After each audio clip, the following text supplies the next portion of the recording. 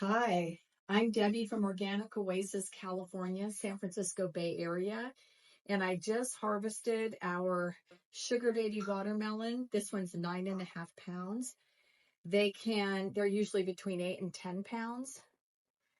And this one is ready. It was ready to pick, and you can tell because the little tendril right above the stalk, the stem, is shriveled up and dried up and brown and crispy.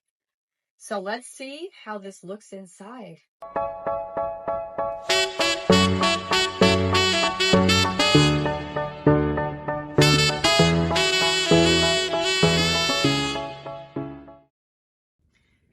I'm going to taste my sugar baby watermelon, first one of the season.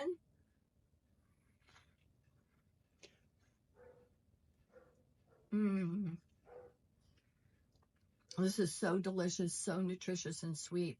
You need to grow these. They're well worth the wait. Nutritious, sweet, delicious. You have to try one. Try growing it. It's worth the wait. You will not regret it.